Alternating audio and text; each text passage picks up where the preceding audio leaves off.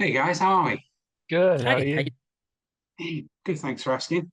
Uh, so I'm Ian, I'm from Hi-Fi Way. We're going to talk about your album. I'm sure that's why you're here, not here for any other reason. Or are you? I don't know. Um, so let's crack on because I know you've got quite a bit to do. Um, going to start a little softer and then we'll get into the album. Something about both you guys. I'm going to start with you, Jono. You just done the tour of Australia, sold out. You played Adelaide at the Ed Castle. I know, I was there right at the back. You couldn't move. Beautiful. Well, I couldn't move because I was at the back and it was packed. You guys could. Um, you mentioned, if I'm correct, that you now live in Melbourne. Is that right? That is correct. I do live in Melbourne. And Sydney says it in the Instagram handle. What's the story? The Well, crazy for this is actually the majority of the band now lives in Melbourne. 3 out of 5 of us live in Melbourne. However, and I have put thought into like, fuck, our handle is Bloom Sid. I think Bloom started in Sydney. We all grew up mm, in Sydney. Sydney is like where I still consider home. When I know Sydney, I know the back streets of Sydney so much better than I do the back streets of Melbourne. So I think we'll always be a Sydney band. But now that I live in Melbourne, it's the benefit is I get to kind of rep two hometowns, which is really good for crowd pleasing. I can say hometown show in Melbourne and hometown show in Sydney, and it works. You tried.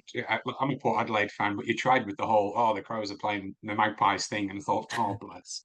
I was quite happy for both teams to get beats. Yeah, yeah. So that's interesting. I will get to you in a moment, Jack, because I do have one for you as well. Um, but mentioning about now that most of the guys are in Melbourne, one of the things that I did notice in the album, if we do just go to that, is there's three songs with references to Belrose, which, if I'm correct, is in Sydney. It's correct. Okay, so for the confused, what's the whole Belrose reference? Because I've got it in it. There's Belrose, Glen Street, and Keep You. Yeah, yeah, yeah. So Belrose is the place, it's the suburb that myself and Jared lived in. And it's where Andrew, Jack, Oliver, all of us, it was almost a meeting point, or it was like the middle ground between all of our places. It's where we grew up together. We have a lot of fond memories of Lionel Watts Oval and Glen Street Shops and all of these different places. And when we started thinking about album two, one of the first things that sort of got brought up as a concept was almost an homage to this place where we all grew up together and we all hold a lot of fond memories of. Similar to what I was saying before, I know the back streets of Belrose. I could draw a map of Belrose just completely from memory. It's where my parents still live in, and the house I grew up in, and that's smack bang in the middle of. And whenever I go back home, there's a feeling of like this is like I know this spot. This is I spent 18 years living in this house, so Belrose is like a very sentimental place, and I think it is between the 5 of us as well. Yeah, cool. We'll dig deeper into that shortly, and we will just step back a little. So, Jack, your kind of random question to loosen you up. I was going to say something else. That's really awkward if I did. Probably best though. So you're at in your other time, like your superhero bit when you're not being in the band, is you do film reviews. Is that right? Oh, yeah, occasionally. I actually kind of stopped doing that in the last like 5 months or so because I've been too busy. But I used to, yeah. For an album. Sorry, what did you Okay. say? I missed it. You stopped because you've been too busy doing an album, a tour. Yeah, Is that what? exactly. Yeah, yeah. Been too busy doing a lot of other things. I actually just saw One Battle After Another and was thinking that we would do another one for that. So Yeah. it's funny that you bring it up because I was thinking about doing it again last night. But yeah, There you big go. movie guy. Awesome, awesome. Well, just then very quickly for anybody who ends up watching this in the future, what's your go-to album that you think, sorry, film that matches your personality? Oh, it's always the Lord of the Rings. That's been 18 hours and there's three of them. Which one? Yeah, And the yeah. prequels. All of them at once. Every single one, all wrapped into one movie, one viewing. Um, yeah, it's just kind of like I've watched it when I was like 4, and it's like always been my favorite movie since I first watched it. So it's like kind of like metamorphized into my own personality in a lot of ways. Like I wear a ring on me all the time since I was like 11. So it's very part of who I am, you know, like That's cool. style icon, Aragon, uh ethically Aragon, vibe wise Aragon. Seems a theme here. Well, that leads in nicely because it's such a long set of films. I'm sure that's probably what you watch when you go to America. Which reminds me, a year ago today, you were in America, and now you're talking to me. So what happened? What happened in the year? Yeah. We toured like really fucking aggressively this year. We did America. Obviously, like you said, we were there right up until sort of first week of December. Got home, did Christmas, then January rolled around, and we went into the studio to write the album that's coming out. We did that for 2 and a bit weeks. Then we flew straight up to to Queensland, started on the Trophy Eyes regional tour, got home. 3 weeks later, we were on a plane to Europe with Silverstein. Then we were on a plane to Japan to do some headline shows. Then we got home. Then we finished up the album. Then we went on an Australian tour with Chelsea Grin and Currents. Then we finished the album a bit more. Then we started doing music videos. Then we started rolling out the album. Then we started releasing singles. We did the Withered tour.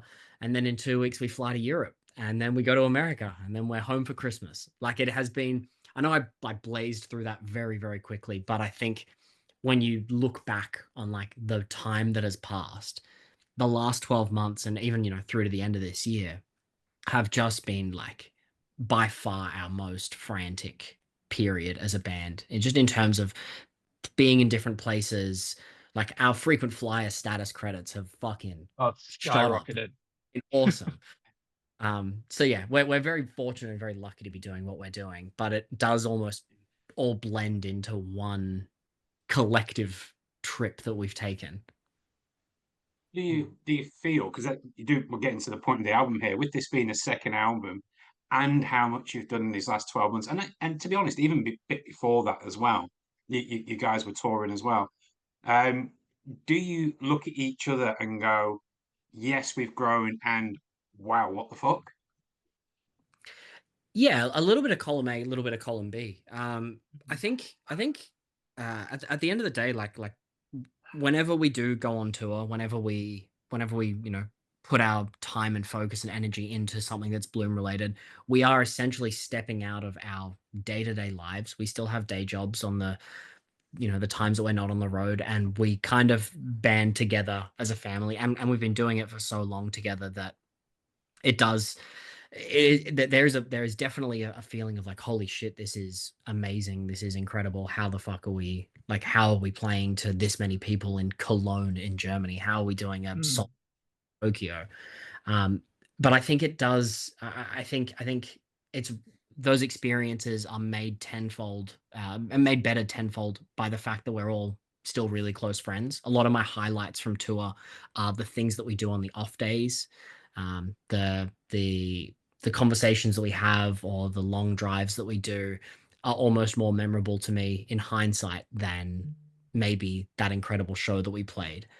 So yeah, it is cool to have 5 people that are all like, we're doing this together and we're stepping away from our partners, our loved ones, our jobs to really commit to this project.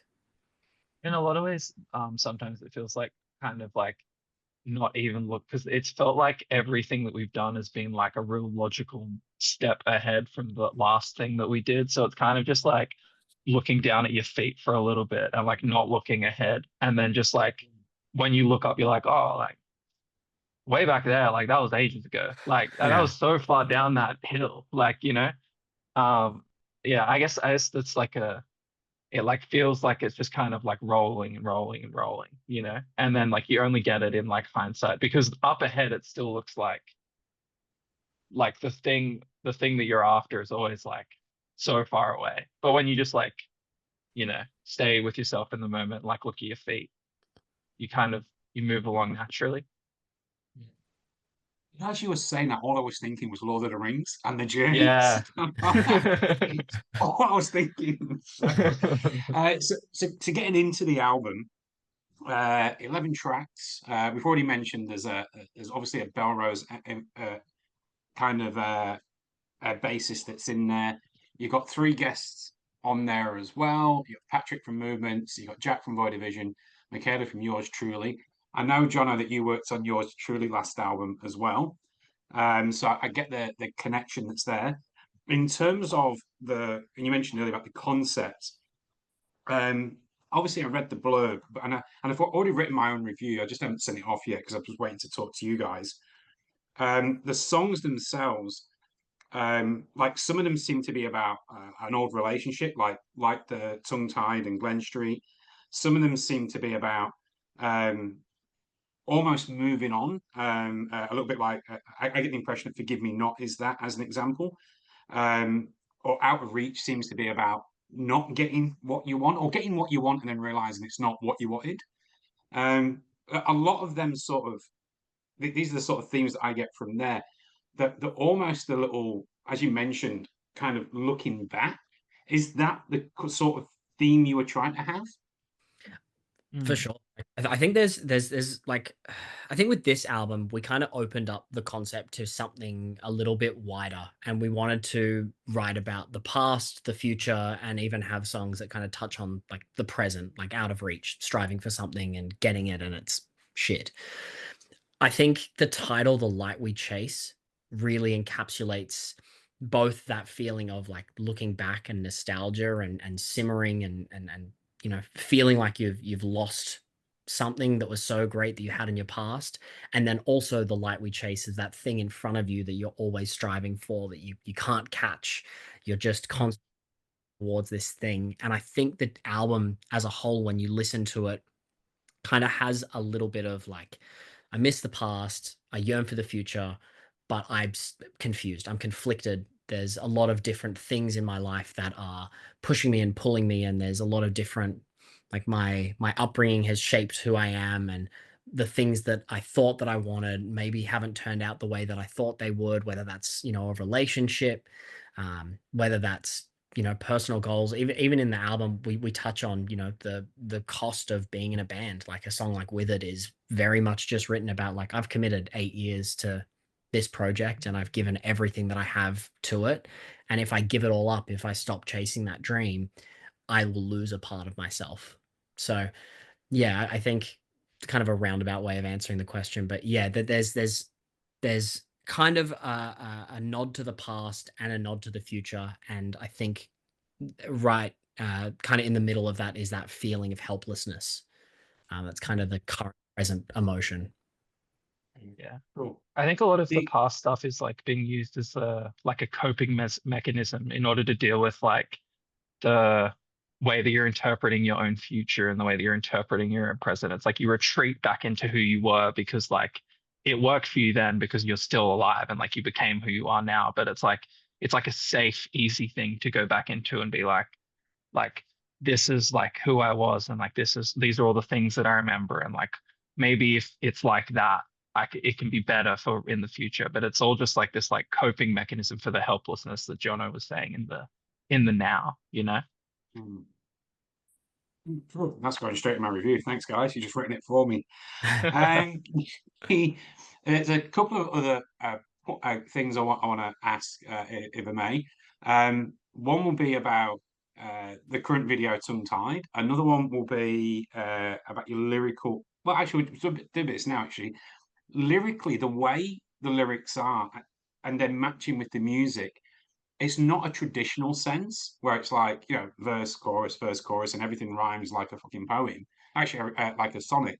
It is more like a poem. Like it gave me kind of vibes like Counterparts, where it's like just this emotion that just gets spread out there as to how you feel, and then in music matches to it. Is that how you guys write as well? Like, does someone come in with that point and then you morph it in? Our process is kind of it's kind of fucked from a workload Difficult. standpoint. The way that we approach majority of the lyric writing is we do it as a collective. We generally do it in the room. People will bring ideas to the table, and some songs will have more bits to them already. Some songs will be a complete canvas. And the way that we write our lyrics is the first thing that's the most important for us is what is the concept? Like, what are we writing? What umbrella does this fit under? That wider scope of an album. And then we will all work out, sonically, what does this song sound like? What emotion ties to whether, if it's a really angry song, cool. What's something that fits into this concept that's a feeling that between the five of us we either feel or can relate to, and how do we write to fit that? And then I think from an actual how the lyrics are written and the style of writing that we go, my thing has always been really literal. We don't rely super heavily on metaphor, and a lot of it is almost written in a sense of like, I am this. This is how I'm feeling. These are the raw emotions, and I think like because we approach lyric writing as a collective, we have so much to pull from. We have five people's experience across, this concept, this idea that we've fleshed out, and it means that we're able to pull together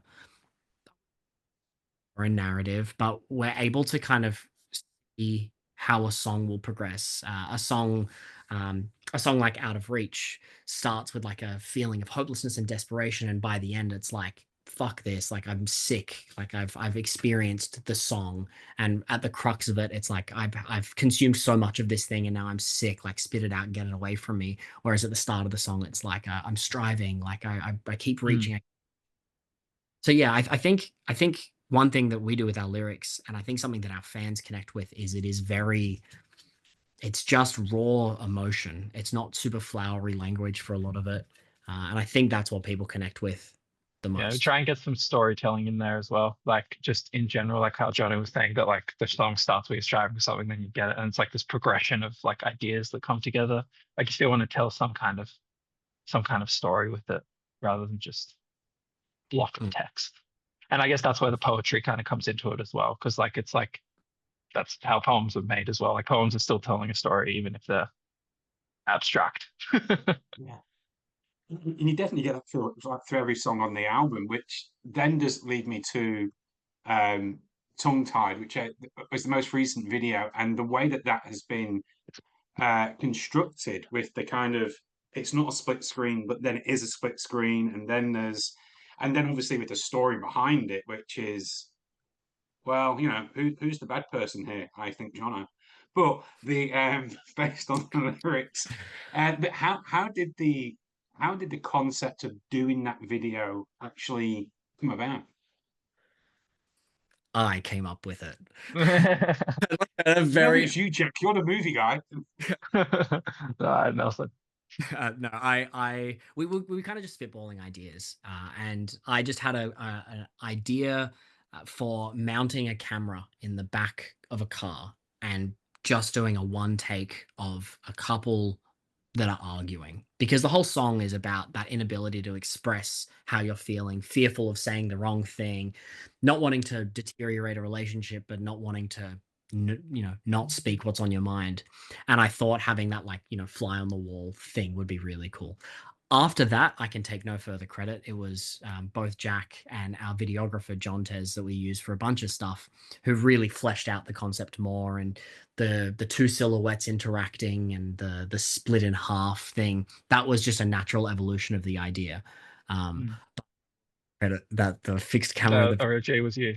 was It was me. my car though, so Yeah, I don't what? know if that counts for anything. You can say that, Glory. You finished it off. It's all good. Oh, all right. So look, I appreciate you guys are super busy. Thank you very much for your time today. And I hope to see you guys in Adelaide again soon. I do know there was a spell you never came here for a while. And now you're here Yep. all the time. It's great. So I hope to see you again very soon. Best of luck with your new album. Best of luck with the tours you got coming up. And